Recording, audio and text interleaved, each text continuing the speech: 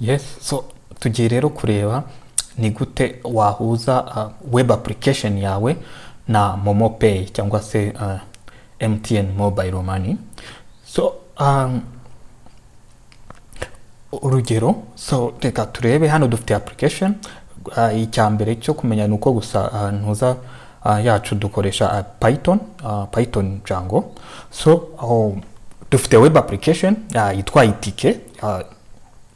Iyi web application ikora ikintu kuvuga irimo ushobora kuregisteringa company yawe yari yose. Nka hano dufite urugero Volcano, Atraco, nkakurira mu Rwanda zihari, ariko izacu hano nizo gutestinga nyine ziratandukanye na ziriya. So ushobora no kongeramo izindi zose ushaka nyine. So ukabukinga noneho tike cyangwa ukagura tike yawe nyine ushobora gusa ukora search nawe ugati wenda ngiye mvuye Kigali ngiye Gitarama nzagenda igihe kiniki. So harimo amatike kureba, hari tike nk'iyi tike iva Muhanga ijya Kigali, n'ingi Kigali ijya Huye. So dufate urugero kadufate iyi ngiyi iva Muhanga ijya Kigali ya tike y'ibihumbi 2,000. So nkanda kuri book ticket cyangwa nyine gura tike. So nkareba nyine Muhanga Kigali igihe n'itariki birahuje amafaranga 2,000. Quantité ni imwe. Yes, so ushobora guhitamo quantité nyinshi niba nshaka 3 cyangwa 4. So kamite imwe add to cart. Yes, hano ugakonfirma nyine ukareba ko iyo site wahisemo ariyo site number hari rimwe n'iki. So ubona warangiza hano ushobora kwishyura ukoresheje MoMo Pay. So hano icyo koshiramo noneho ni MTN, nimero za nyine za MTN. So dukoresha izacu hano. So ushobora hano gushiramo izina then enter.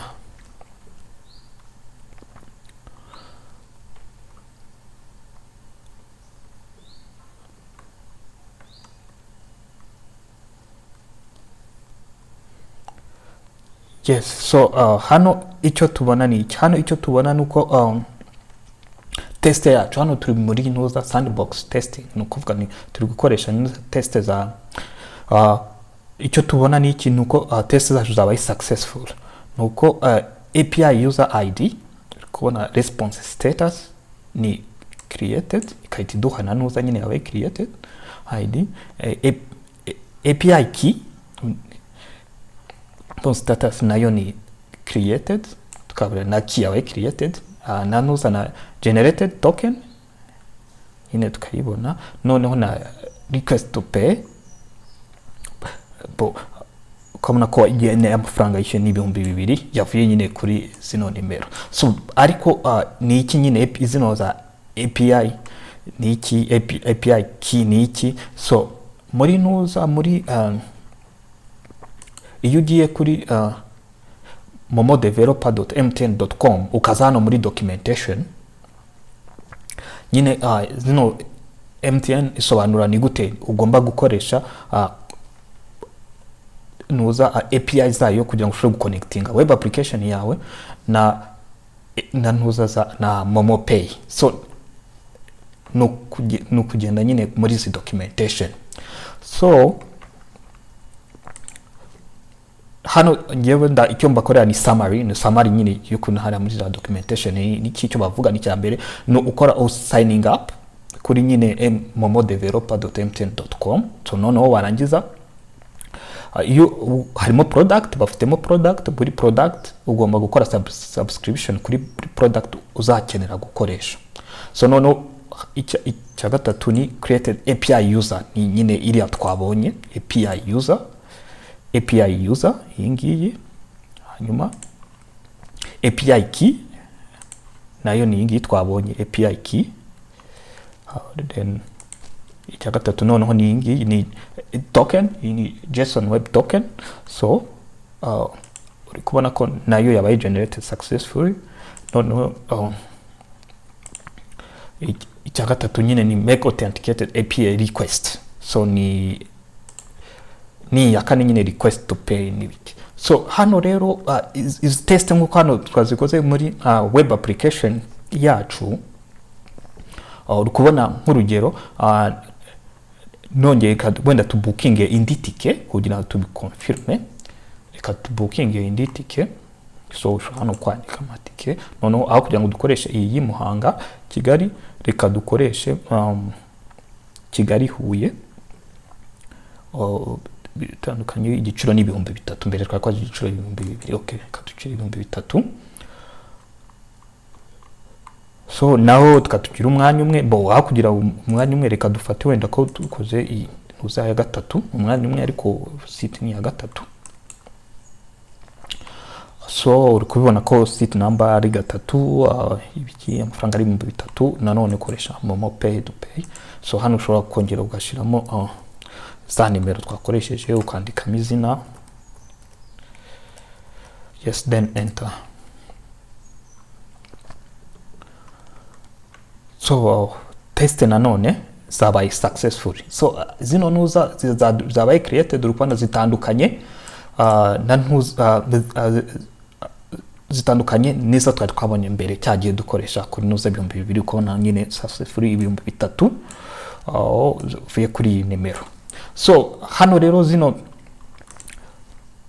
test niki zino test reka tuzikore noneho kuri kugira ngo byumvikane. Zira test zarizo. So reka tujye kuri API Sandbox. API Sandbox hano niho dukorera test mbere yuko tujya go live. No kuvuga twabanza tukareba niba test web application yacu ikora ama test na MoMo Pay mbere yuko nyine dushobora kujya go live noneho tukaconnectinga MoMo Pay. So hano icyambere signing up. So signing up kuri momodeveloper.mt.com nta kindi nyine ngewe nara sign up nibisanzwe. Noneho mbere yuko tujya kuri API Sandbox hari bafitemo product zihari ni enye ni correction widget, corrections, disbursement and remittances. So is no product wowe icyo ukora niki iyo ushaka gukoresha ujyaho uka subscribing ugakora subscription kuri yo product nyine. So nk'urugero nko kuri iyi correction. So ujya hano ukadina then subscribe here. So ariko ngewe nyine narangije gukora subscribe kuri izi product zose hanyuma iyo ibyo birangiye ushobora kureba hano, ushobora kujya hano kuri profile. Jeze kuri profile za products ziraza noneho buri product wabaye subscribed ho ibi hari primary key na secondary key kuri buri product. Ngewe hano niko ndi subscribed kuri product zose. So noneho ibyo birangiye uburi ushobora kujya kuri API Sandbox noneho ugakora test nyine zira test zose zira test enye twabonye. So hano ya mbere twabonye nihe ni create ibyo turangije kubona hariya ni product na subscription kuri izo product nyine ukabona na zira subscription key. So tugiye kujya rero kuri ya gatatu ariyo ya create API user. So hariya rero ni gute uyicreate muri documentation za documentation za MTN bavuga ko tugomba gukoresha iyi UUID4. UUID4 ni iki? Ni Universal Unique Identifier Form. So no kugira ngo tubyumve neza reka tujye kuri intuza ushobora kwijyamo ukapestinga. Ushobora kwigenerating from Google.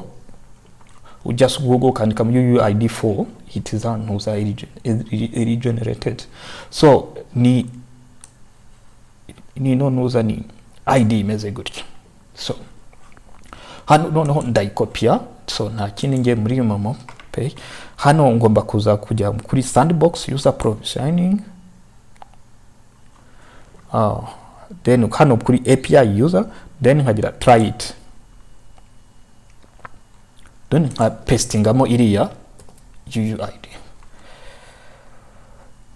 So hano hari string muri request body, nandikamo, nshobora kwandikamo domain yacu dufite hano zacu yitwa itk.python anyway .com.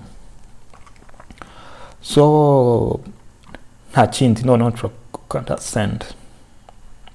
Ukubona ko response status is response status created, ukubona ihuye nayo twayindi twabonye muri web application yacu, ariko nyine ino ID iraba itandukanye ni ID hano dufite ni yingi, ariko hano ni ID, so zitandukanye nyine. So hano iyo birangiye, step ikurikiye ni iyihe? Step ikurikiye ni create API key. So API key, API user ID, API key nta API key noneho ni gute tuyicreate API key. So noneho tujya hano kuri post if you want API user link, then try it, then uka hano turapestingamo ya UUID yabaye generated, sibyo?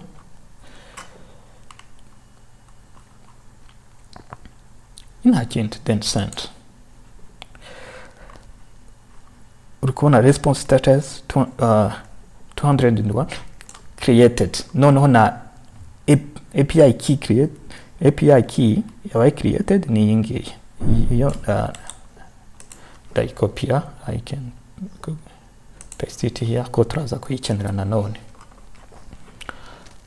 So hanyuma step ya gatatu ni iyihe? Step ya gatatu ni generate inoni JSON web token. So ni gute noneho JSON web were created? So documents za MTN zivuga yuko tugomba kugira muri format, ni ukuvuga ni ya API user, API ID na API key, but ziri encoded muri iyi base 64 encode. So katuri je kuri website,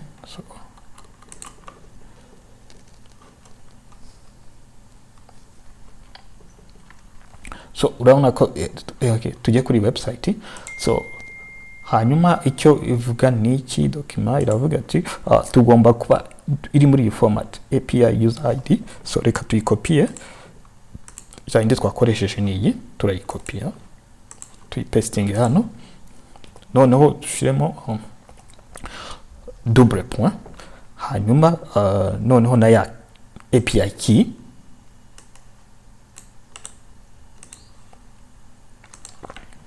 hanyuma pasting hano, sibyo?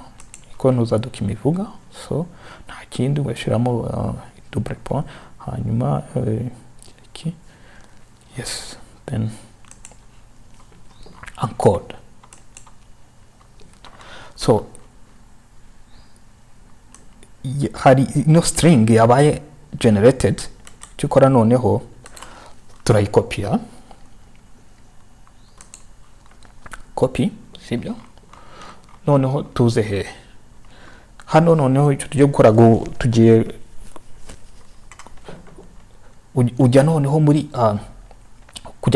ujya kuri product ushaka kuza ku generating iyo token. Hano tujye dukoreshe correction,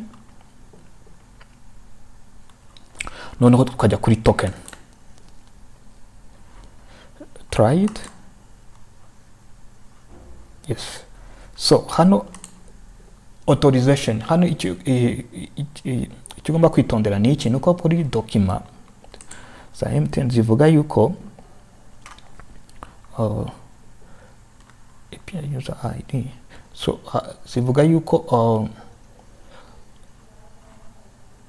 zivuga yuko hano inside encode generator string bivuga yuko ugomba kwandika basic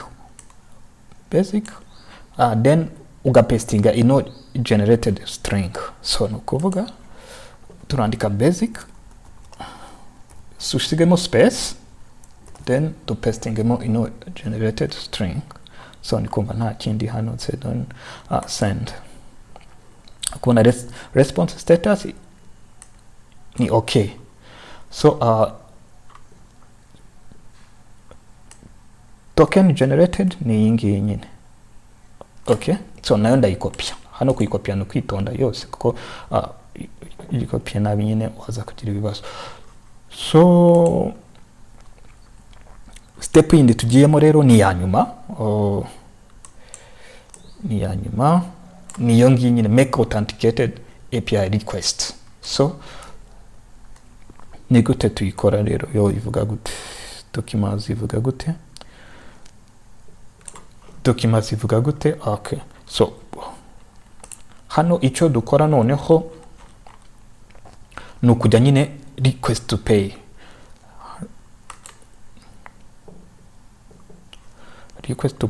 Then try it.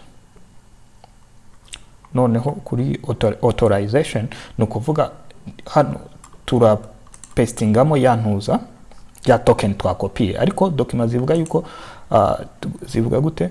Zigomba yuko tugomba kwandika inonuza mbere yuko do pastingamo inonuza, tugashiramo space, then pastingamo ira token. So biro space, then pastingamo ira token twakopie hariya. Iyi nuza dushobora kuba tuyiretse. So ino ni ya UUID twakopie hano, ndongera nyikopie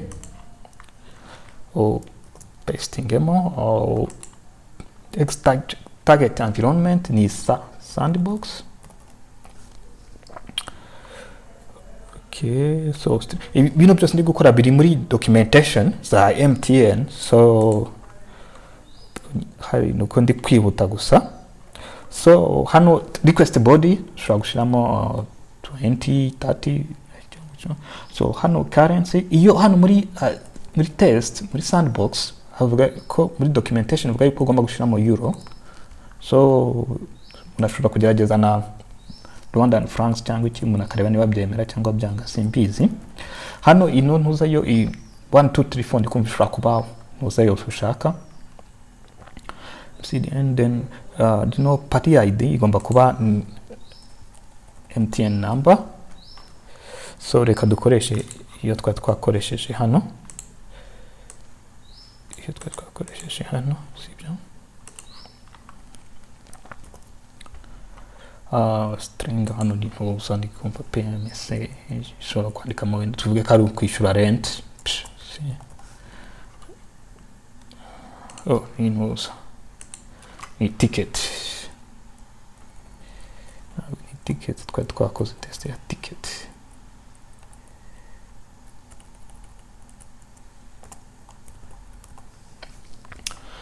So ndikumva ari ibyo gusa. So niba nakosa ririmo ndikumva test nayiza kwemera. Okay, so na urikubona ko response status nayo yabaye accepted. So iyo zino tests ziri successful, ndikumva muri documentation icyo gihe noneho ushobora kujya go live, noneho ugaconnectinga nuza yawe kuri ugaconnectinga web application yawe kuri na MoMo Pay.